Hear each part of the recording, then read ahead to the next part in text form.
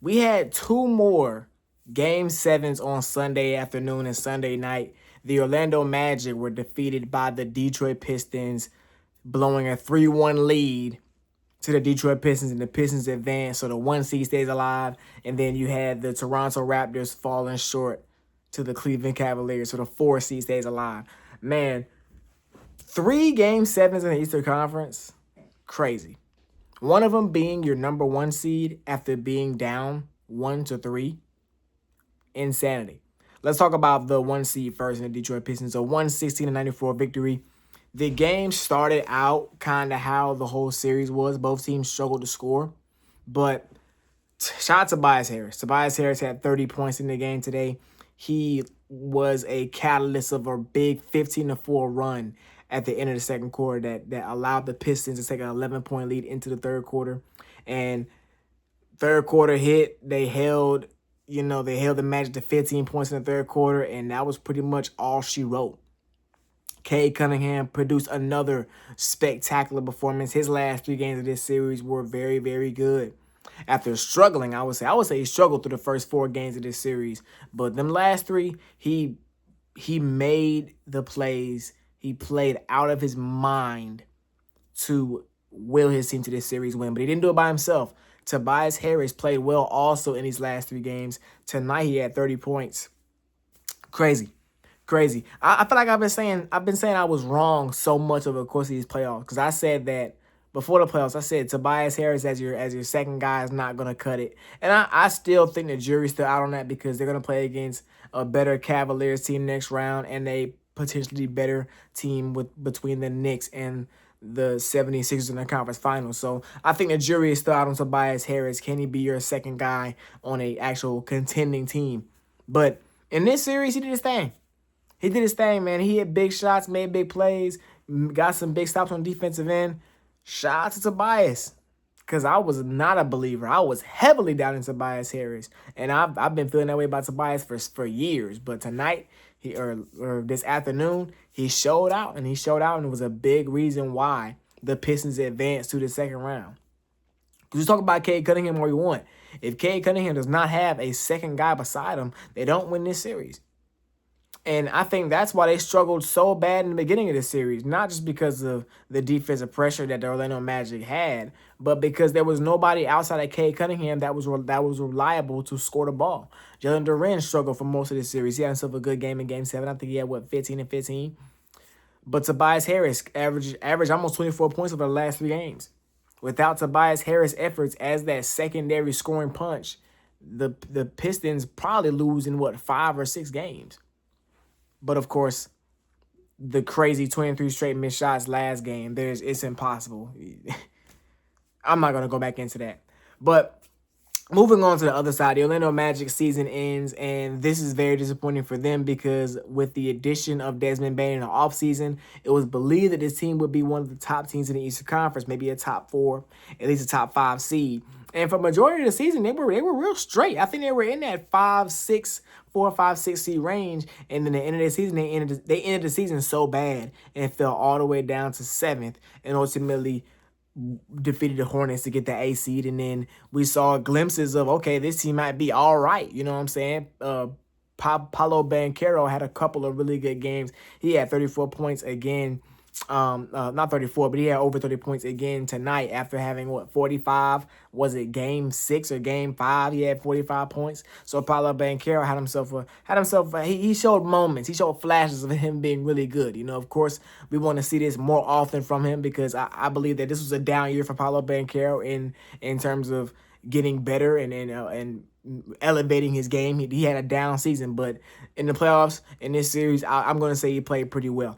No, Game 6 he was bad, but Game 5 I think he had 45 points. So very disappointing season. Very disappointing season for them. Very disappointing end. I said in the last video, I feel like losing Game 6 and then ultimately losing this game has lost Jamal Mosley his job.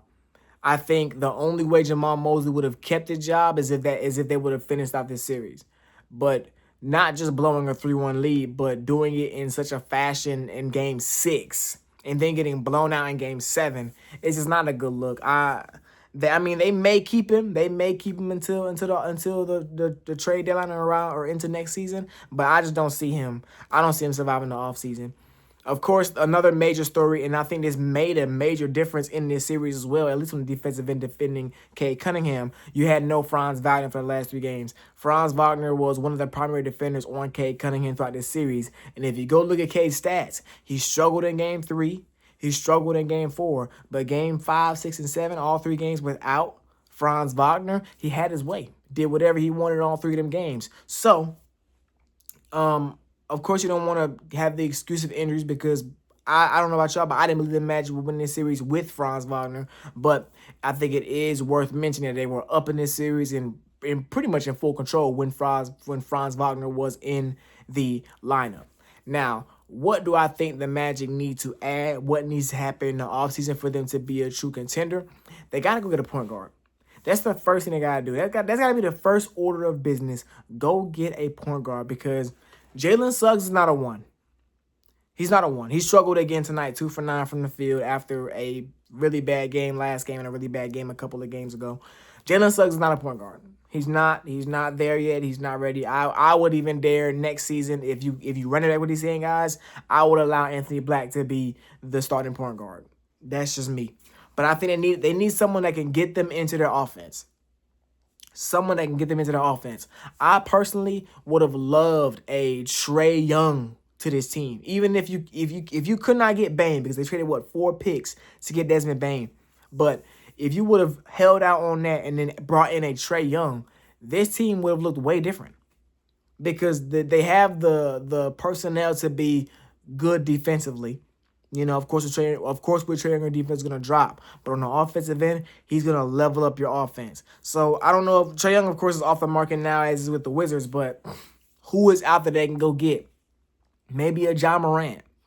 You know, but I think that they need someone that can get them into their offense. They had Tyus Jones earlier this season and ended up getting rid of him. Tyus Jones hasn't been that great this season, but I feel like Tyus Jones is a really good point guard that can help you get into your offense.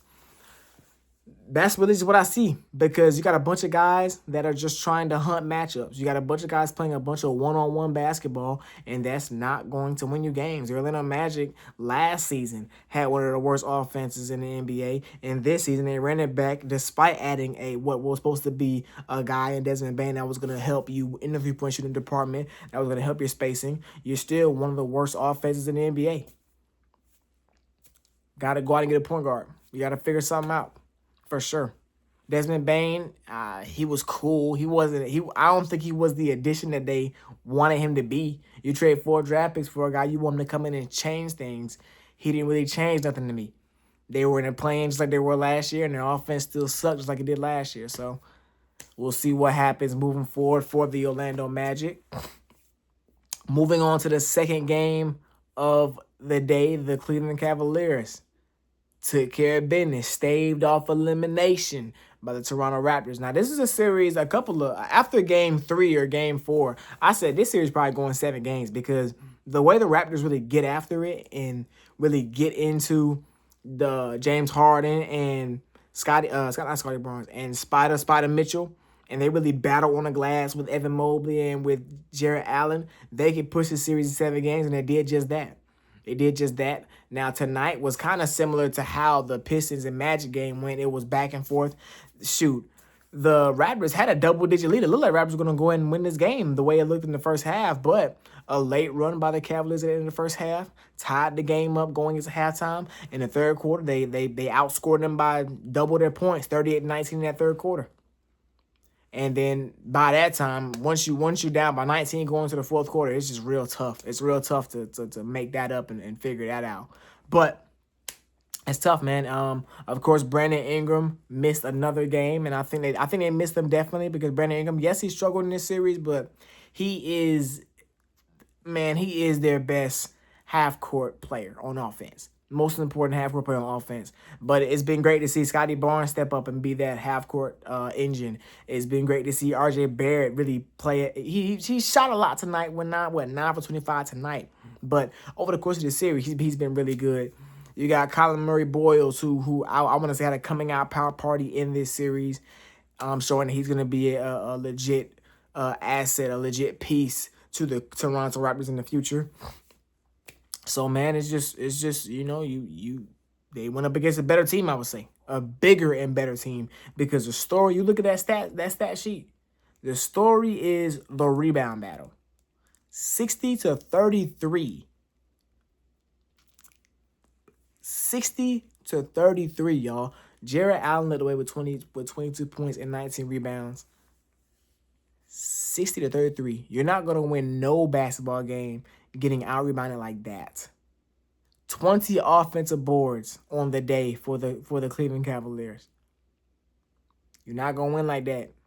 And you can really see in the third quarter, that's when the game started to shift. When they started to just control the glass. When they were forcing the Raptors into one and dones and then getting second, third chance opportunities on offense in the third quarter.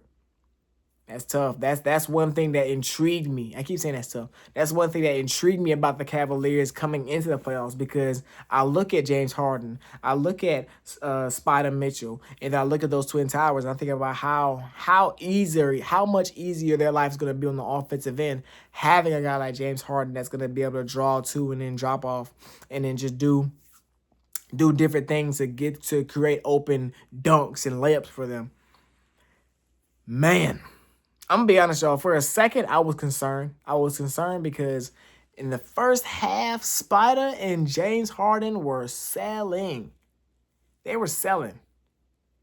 They were for sure selling, and it looked like they was going to go down. And if they would have went down, today, I would say they would have been the biggest disappointment. One of my guys, Cam, said something in the group chat that we in, said that they would have been the biggest disappointment if they would have lost today. And I think that's true, because I had them in my preseason prediction video. I had them as the 1 or 2 seed. Them and the Knicks, 1 and 2 seed.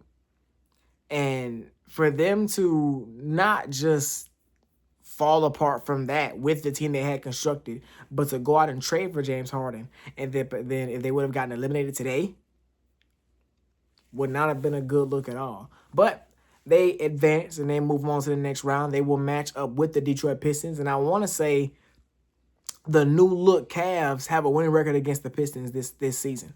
I know they played a couple of times. Since the trade. I think only one time with their team fully healthy. But I think it's going to be a good matchup, because the same physicality and defense that the Pistons play with, that the Pistons play with, is kind of similar to how the Raptors played against the Cavs. So it's going to be a tale. It's going to be a tale, because the Cavs can definitely score way better than the Magic. So we just got to see what happens. That's a very intriguing series to me. I don't know what's going to happen.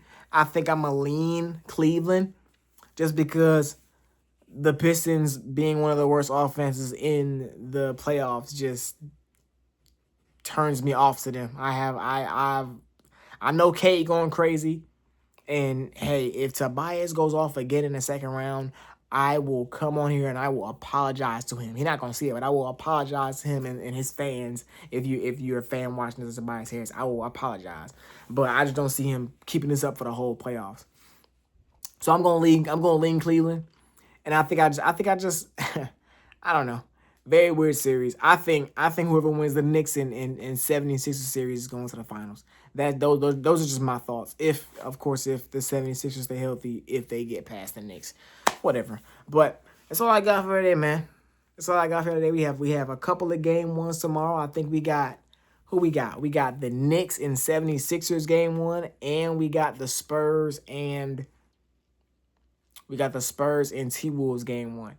Now we're going to keep an eye out on the Anthony Edwards news. At first they said he was going to be out for games 1 and 2. Now they're saying he's questionable for the game tomorrow. We just got to keep our eye out and keep our ear off for that. I'm going to have updates for that on here and on my TikTok. But make sure you hit the subscribe button, man. We hit 400 subs by the end of the first round.